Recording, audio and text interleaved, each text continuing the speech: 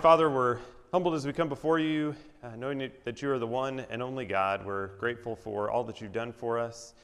We're grateful for this time that we can gather together to study your word, our study of the Old Testament and what it means to us in our lives today. We ask you to bless the rest of the classes going on in this building at this time and help those to be fruitful classes as well. We thank you for Jesus most of all, and help us to see him in our study throughout today. And it's in his name that we pray. Amen.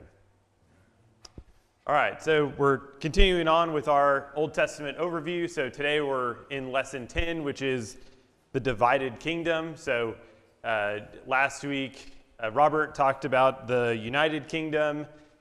And so just a refresher on our class goals.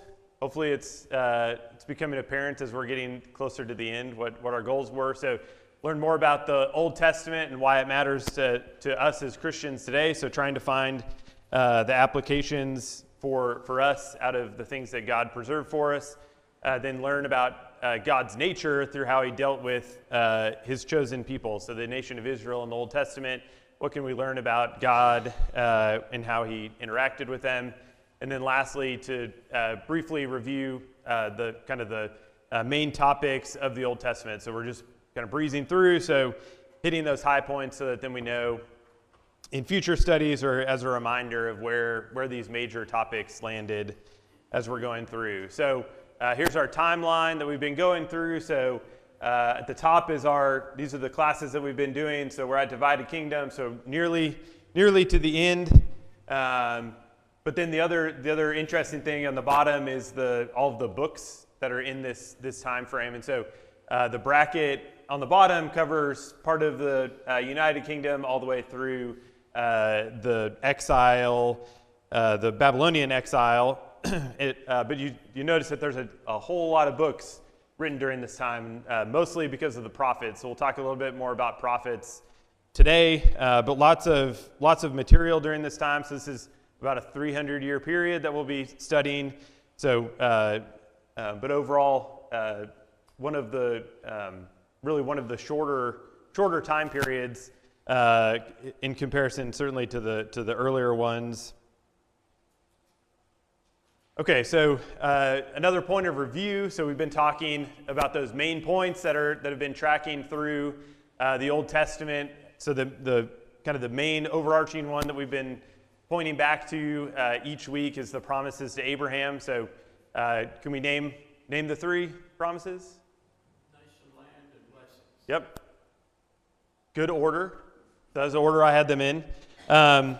And as we studied last week, we picked up another promise. What was the promise last week that we could add to this list of Old Testament promises that we need to track through?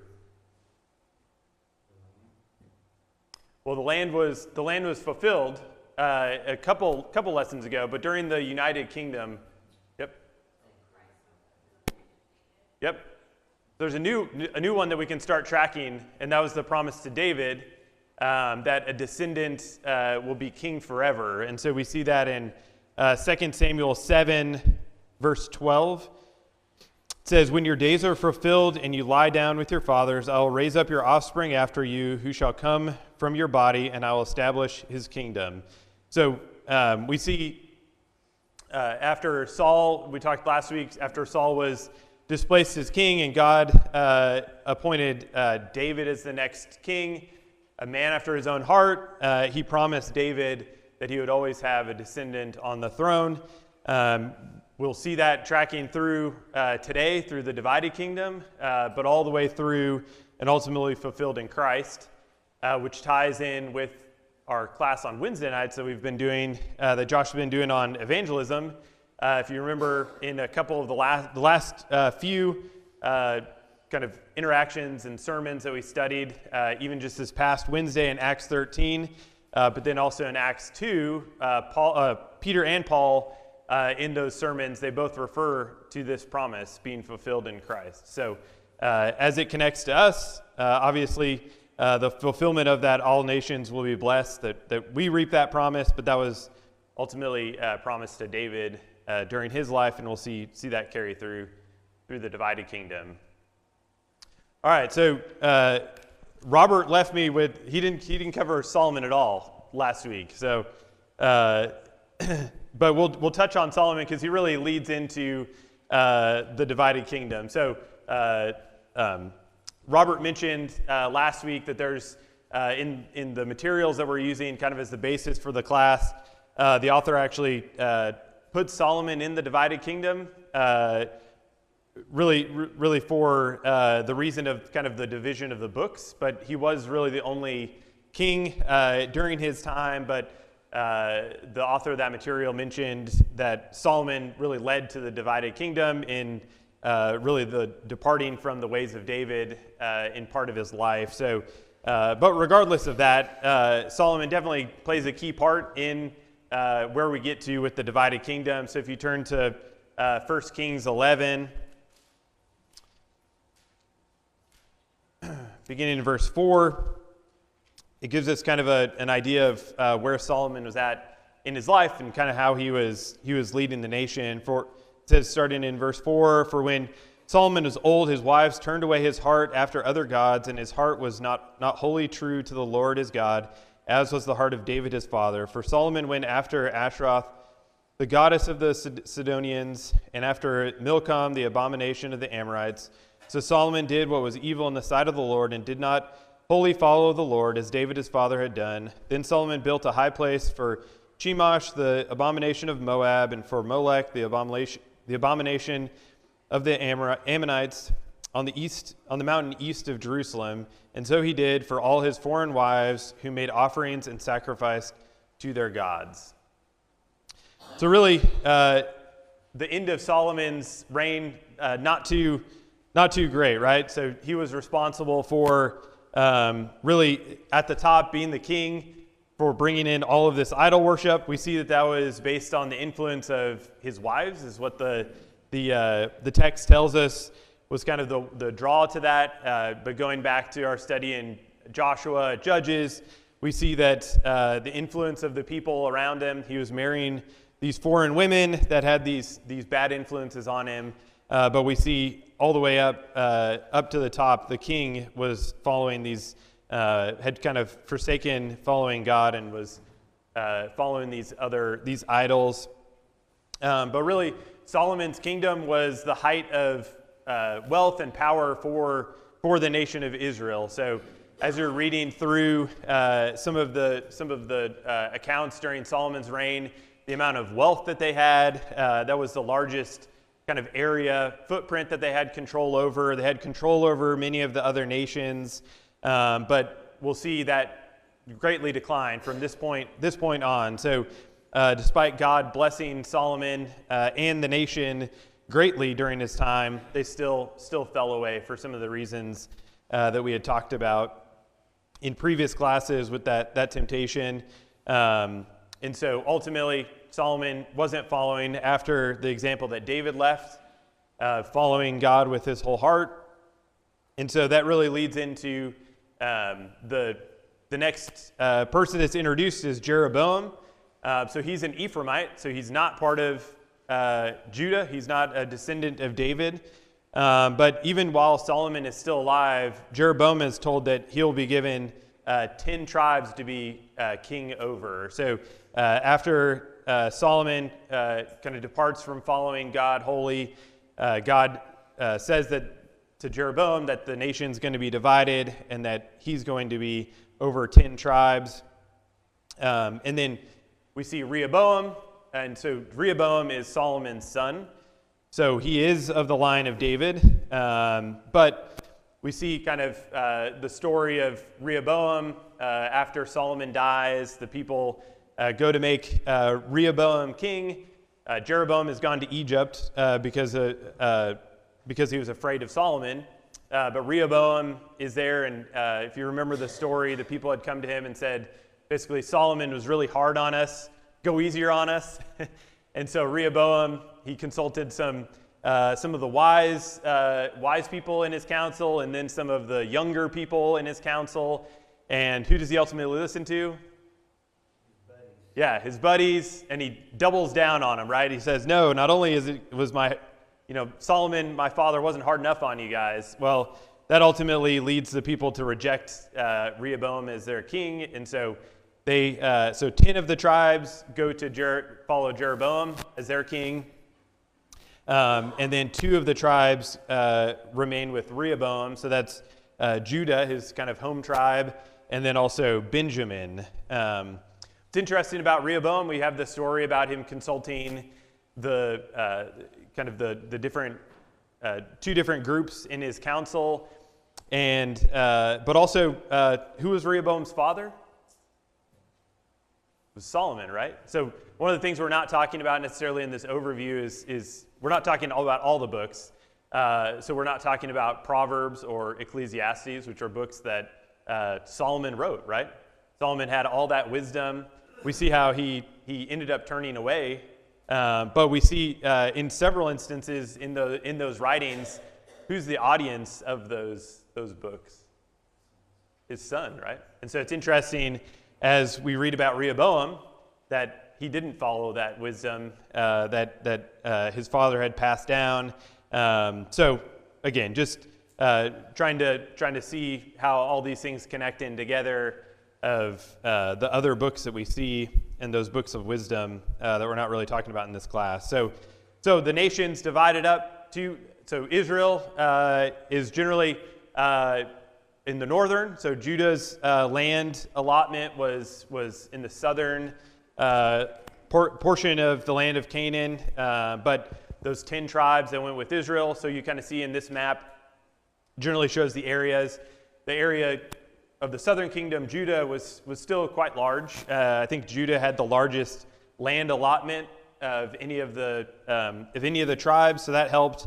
And then also getting in Benjamin as well, and then Israel, the northern kingdom, as we sometimes refer to it, you can see is they're almost the same size. So it's important to note that Jerusalem was in which tribe? Or which kingdom at this point? Judah. So that's important for what reason? Anybody remember what that leads to? If they're going to do sacrifices, they have to come down to. Yep. Yeah. So that's where the red arrows come in. So Jerusalem was in the southern kingdom, and so when Jeroboam was king, so early on in the divided nation, Jeroboam was afraid that when the people in the northern kingdom went down to Jerusalem to worship God, that they may not come back. And so in 1 Kings 12, beginning in verse 26, it says, and Jeroboam said in his heart, now the kingdom will turn back to the house of David if this people go up to offer sacrifices in the temple of the Lord at Jerusalem. Then the heart of this people will turn again to their Lord, to Rehoboam king of Judah, and they will kill me and return to Rehoboam king of Judah. So the king took counsel and made 2 calves of gold, and he said to the people, you have gone up to Jerusalem long enough. Behold your gods, O Israel, who brought you up out of the land of Egypt. And he set one in Bethel, and the other he put in Dan. Then this thing became a sin, for the people went as far as Dan to be before one. So we see here really the setup for really the trajectory of the northern kingdom from the very first king, Jeroboam, setting up these 2 idols, these 2 places of worship in Bethel and in Dan. So we see those red arrows. So one, Bethel's right on the border, so very southern extent, and then Dan is at the very northern extent of the nation of Israel. And really, it's from a practical standpoint as a king, does this make sense how he set it up? Just from a logistical standpoint? Yeah, you can see how it would be appealing to the people, right? If you live up there in Dan or maybe up by the Sea of Galilee, well, yeah, now I don't have to travel all the way down to Jerusalem. I can just get up to Dan and do my worshiping there, or don't have to worry about going into Judah. It's a different kingdom, different king. So don't have to worry about going back into Jerusalem. But ultimately, Jerusalem was selected by God. That's where he chose to have his presence in the temple, and they were commanded to go there. And so not only were they not following that, but then weren't worshiping God at Bethel and Dan, right? He had set up these golden calves, and ultimately it transformed into other things as well there, with some of the other idols that they followed. So they were not worshiping God in these locations either. So, but we see pretty much every king that followed in the account that we're given throughout 1 Kings and 1 and 2 Chronicles. We see that it's mentioned that they followed in the example that Jeroboam left, that in the footsteps of Jeroboam leaving these places of worship at Bethel and Dan. Does anybody remember when these were destroyed finally? King Josiah. Yep. So long after Israel was even taken away into Assyrian captivity, Josiah finally went and destroyed those altars there and everything else that had been created there. But they were there for hundreds of years and became the recurring stumbling block for the nation of Israel. The other thing on this map that we've talked about in the last several lessons, but you see the nations all around them. So this is their, if you remember back, the amount of land that they were promised compared to what they had taken possession of in Joshua, but then also during the Judges where they had expanded that out. Ultimately, like I said, Solomon expanded out the largest reach to the fulfillment of that full land promise, but they were still didn't do the job of fully driving out all the people. For the most part, they had just kind of taken them under subjection. And so we see just continuous fighting through this time period of the divided kingdom, fighting with the different nations around them. And that goes for the northern and southern kingdoms.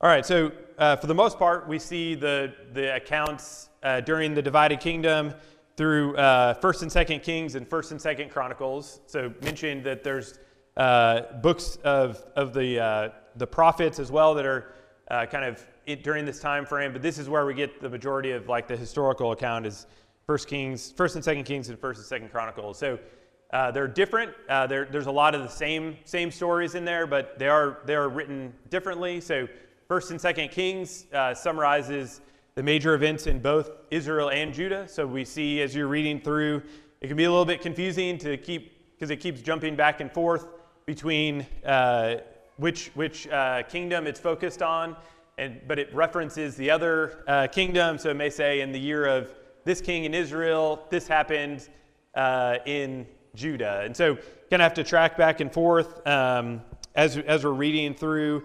And 1st and 2nd Kings is believed to be written while Israel was in captivity. So it was written as a way to kind of document what had happened. There's other references as you're reading through of other books that they kept record. So throughout all this time, different people were obviously taking kind of meticulous records of what was going on in each of the kingdoms. And then 1st and 2nd Chronicles has a slightly different focus. So its main focus is on Judah, really following the line of David. So the importance of that with the promise that we talked about earlier, with the promise to David and how that line follows through. And most likely that was written at the end of captivity. So as part of kind of the restoration, getting Jerusalem built back up, getting in that time of Ezra and Nehemiah, really establishing the law again, and so this was an important thing. 1st and 2nd Chronicles also, to document what had happened and have that record, but then tracing through the line of David as well, and how that line was carried through. So there's a couple of common phrases as we're not going to get into all of each king or anything like that, but there's kind of two common phrases that we see over and over, really as it kind of wraps up each king, and generally describes that kings either fell in one of these two categories. Either he did what was evil in the sight of the Lord, or he did what was right in the sight of the Lord. There's not really any other options, right? There's no other options for us either. That We either do what's evil in the sight of the Lord, or we do what's right in the sight of the Lord. So generally, which of these two pots did more people fall into during this time frame? Yeah, evil by quite a margin. Generally speaking, this is another time period of just really bad leadership from the kings. But we see the account to know it is helpful to know where do people fall in the sight of the Lord in their actions. But as I said, as it applies to us, we're in the same boat, right? Those are really the only two options. Carol? One thing that's always been outstanding to me too about it is from generation to generation, like some of the best ones came from the worst ones. Yep. It's like it's not just because their father was bad that they're going to be good, or just because they're good their children can be bad. Yep. It just blows my mind that King Hezekiah had Manasseh. Yeah. I'm like, what went wrong? Yeah. And it's really mind-boggling. Yeah. Yep. And then Josiah is one of the better kings as well. We mentioned him earlier, and he's Manasseh's grandson. And so seeing how he kind of went through. But yeah, that's another good lesson for us, right? That it's not granted. It's not a given that generation to generation will follow in the footsteps, good or bad. Like Manasseh, you don't see it until you get to Chronicles that God even let him come back. Mm-hmm. And I was kind of like, yeah, good, he didn't get him come back. But in Chronicles, God actually lets him come back, and I'm like, now if I was God, I would have never let him come back. You know what I mean? He did some stuff that I would have forgiven him for if I was God, but God is better than that. Yep. And I guess maybe that's how Josiah got to be where he was. Yeah. Chronicles is sort of like the rest of the story, like Harold was saying, and you look at the ending of Manasseh, which you don't see in the Kings, but then you look at the beginning and ending of Solomon versus the beginning and ending of Manasseh. Mm-hmm. And you're like, okay, so who got saved, Manasseh or, Yeah. Glad it's not up to us, right? Yeah. above our pay grade? That's right. Yeah, so we've got this chart. There's lots of different charts. I tried to find the digital version of for those of us that grew up going to Bible class, the chart that had the happy and frowning faces of the kings. I was hoping to use that one, but we'll just have to go with the full text version instead of the smiley faces and frowns. But generally speaking, like we said, it's everybody that have kind of boxed in red or in all caps. Those are the good kings. So starting with Judah, all of the kings as we see tracking through, every single one is in the line of David. So that's that line stayed pure going through. And in this case, it was despite their faithfulness, right? So we don't see that everybody in that line was all good. There were definitely some bad characters, like Carol was just saying with Manasseh.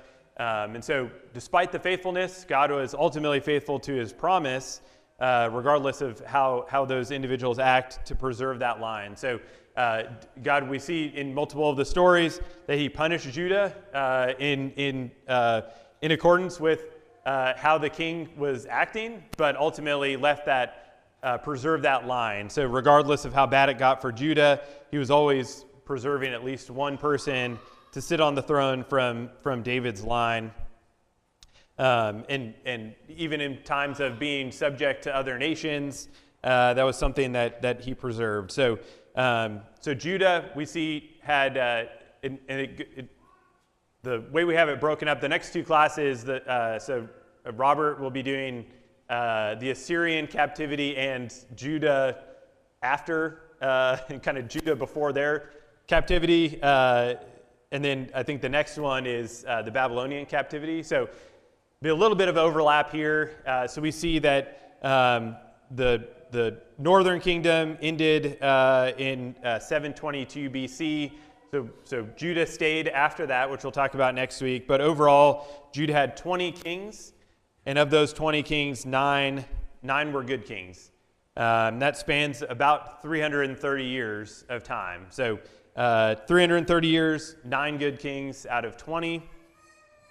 So then as we look at Israel going down, so starting with Jeroboam, so not of the line of David, we see 9 different families that ruled in Israel. So complete opposite. So we've got the alignment of the promise to David in Judah, but then on the Israel side, it was constant fighting. There were different people killing entire families to take power. So much more like what we see in stories of other ancient nations, right? That people are assassinated, people wipe out entire families so that then they can take power. And then we see that no king did what was right in the sight of God in Israel. We see that most followed after Jeroboam, kind of setting up the Dan and Bethel places of worship. But a lot of them followed Baal as well. And that ultimately led to the nation of Israel, the northern kingdom, being the first ones to be taken into captivity. So they were around for about just over 200 years. So in that 200 years, they had 19 kings with zero good kings.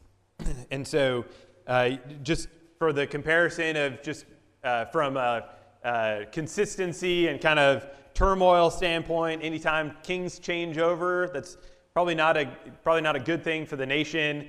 So in 200 years, Israel had 19 kings, and in about 330 years, Judah had 20 kings. So you can just see and that's why the line is kind of offset. So you get a lot more kings of Israel in a shorter amount of time, which I think speaks to the turnover. Those kings getting taken out of power, and just generally Israel, the nation of Israel had a hard run at it from the leadership standpoint, and mostly because they weren't following God. Then also on this chart, you can see off to the left there the prophets that overlap during these times approximately. So we'll talk a little bit more about prophets here at the end of class. But we see this is where the bulk of the prophets operated as well. Just kidding. We're going to talk about prophets right now. So we're to the end of class now. Okay. So if you think back to the very first class that we had about what's the purpose of the Bible, we talked, and then I think in maybe a couple of the other classes towards the beginning, we talked about the dispensations. Does that ring a bell to everybody? So does anybody remember what dispensation we would be in right now in the divided kingdom? Yeah, the Mosaic. So we had the patriarchal, where God spoke directly to like heads of households. So we think about the relationship that Abraham had with God. He was receiving direct commands from God. The Mosaic dispensation was really God speaking through Moses and written law. So the people were still under this time. But one of the things that we talked about was the prophets. So were they? What was their? I'll have it up on the screen. What was their purpose during this time, during this Mosaic dispensation? Well, there's so many of them, though. I mean, generally, like you're saying, remind people of God's commands and consequences, but they were messengers from God, and sometimes they were to a specific king, sometimes they were to a specific people, sometimes they were to a different certain period of in Israel or Judah, you know, as a whole. Yep. You know, about things. So it's, but the overall purpose was to say, here's the mind of God, and here's what you need to be doing. Yep. Yeah, so really serving as a reminder to point them back to what God had told them. So the prophets weren't really weren't establishing new laws. They weren't saying, oh, now we're going to start doing this. I just got a message from God that we're going to start doing this new festival, or we're going to start, now you need to do worshiping at Dan and Bethel, or things like that. That they weren't providing that sort of direction to the people. It was like David was saying, was they're reminding maybe kings or the people generally of, hey, you guys are straying off of the way that God has told you back in the law. You need to return to that, or there's going to be some consequences that you might not like. And then the other thing was obviously prophesying. So we see the nation, sometimes those reminders and those consequences, those could be far out. So they're looking ahead at those things. But then also we see some of the prophets, they even prophesy against other nations, not even just the nation of Israel. So they had many roles. We see during this time frame, they performed miracles to confirm their message. So we see that often in throughout these books of the prophets, not only being able to speak for God or God speaking through them, they were able to perform these miracles. We see that a lot with Elijah and Elisha. And so Elijah and Elisha, definitely two big characters in 1st and 2nd Kings. I mean, they're kind of take center stage, and the story kind of turns to kind of how their interaction is going on while the kings are going on. And so it's interesting how it's written, how much of a kind of a feature they are as we're reading through. So just one passage about Elijah in 1 Kings 21, starting in verse 20. It says, "And Ahab said to Elijah, 'Have you found me, O my enemy?' He answered, 'I have found you, because you have sold yourself to do what is evil in the sight of the Lord.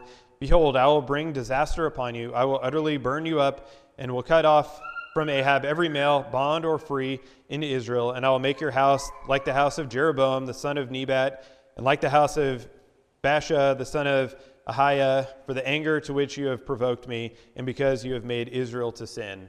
So there's lots of accounts between the relationship between Elijah and Ahab. Obviously, a strained relationship because they have two different goals in mind, right? So, but we see kind of that role that Elijah had to tell Ahab, you're doing things wrong. This is where you're headed, and this is ultimately where God ultimately condemns Ahab, saying his line is going to be cut off ultimately and made like Jeroboam's. But we see that interaction there. So definitely Elijah and Elisha are big, kind of big characters during this time, and we ultimately see that they're not the only ones that are faithful, though, right? As we're going through, the kings are headed in the wrong direction. It's easy to think that all the people are headed in that same direction, but in 1 Kings 19, we see, and that would have been hard for Elijah and Elisha, right? That's during a time, if you're the spokesperson for God and you feel like you're the only one, we remember the story of Elijah and the altar and kind of the competition between the prophets of Baal and Elijah. And after that, Jezebel, Ahab's wife, kills a bunch of the followers of God. But then in 1 Kings 19, beginning in verse 14, God tells Elijah, he said, "I have been very jealous for the Lord, the God of hosts," this is Elijah speaking. He said, "I have been very jealous for the Lord, the God of hosts, for the people of Israel have forsaken your covenant, thrown down your altars, and killed your prophets with the sword, and even I only am left, and they seek my life to take it away." And the Lord said to him, "Go, return on your way to the wilderness of Damascus, and when you arrive, you shall anoint Hazael to be king over Syria, and Jehu the son of Nimshi you shall anoint to be king over Israel, and Elisha the son of Shaphat of Abel Meholah you shall anoint to be prophet in your place, and the one who is, we'll stop there. So what do we see in this passage? Actually, I wanted to read 18, sorry, verse 18 says, "Yet I will leave 7,000 in Israel, all the knees that have not bowed to Baal, and every mouth that has not kissed him." So what can we see during this time and in this verse? God letting Elijah know he's not alone. Yeah. So throughout all this time, seeing kind of the bad direction, even going back to the bad times during Judges, that ultimately we see here that God tells Elijah about at least 7,000 people that still hadn't followed Baal. They were still faithful. And so as we get in, as we see through here and then get into the future lessons about the captivities, that God always had kept a remnant. There's always people that were serving God still, and God was protecting them. So God provided protection to Elijah.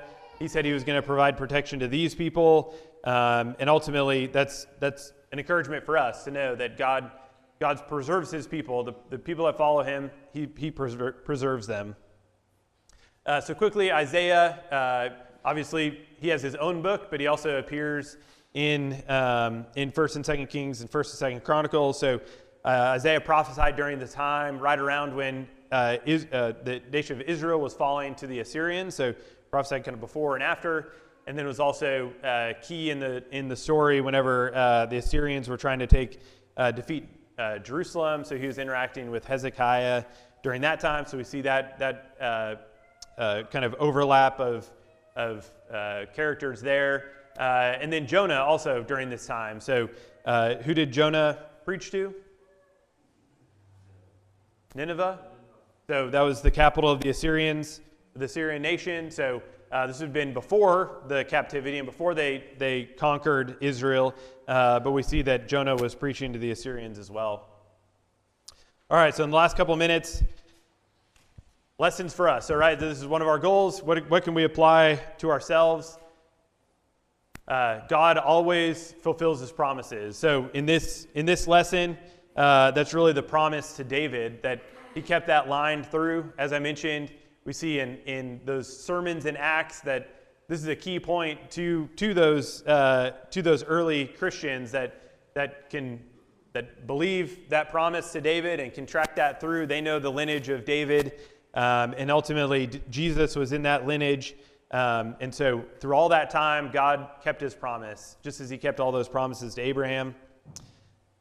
This is a leftover from some of the previous lessons, that our surroundings can change us over time. So we've talked about how the nations around Israel had influenced.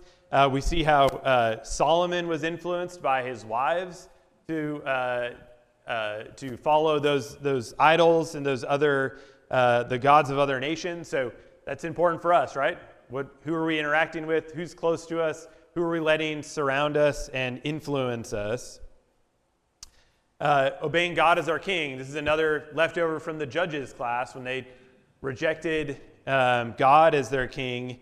Ultimately, God told them what would happen if they got an earthly king, and we see the just poor leadership, right, all through these books of the kings that came into power, really in both kingdoms, that just overall fell obviously way short of what God would be as their king and the leadership that they'd get from God. But that's a lesson for us, that we need to keep God as our king. And ultimately, we see through these books the consequences of not following God as our king. There's ultimately, we'll get into in those next few lessons, of the captivity that the nations have to go through, that the people have to go through because of their disobedience. But there's consequences to not following God as our king. And then finally, God will always be there for his people. So we read about that group of 7,000 people that he referred to encourage Elijah.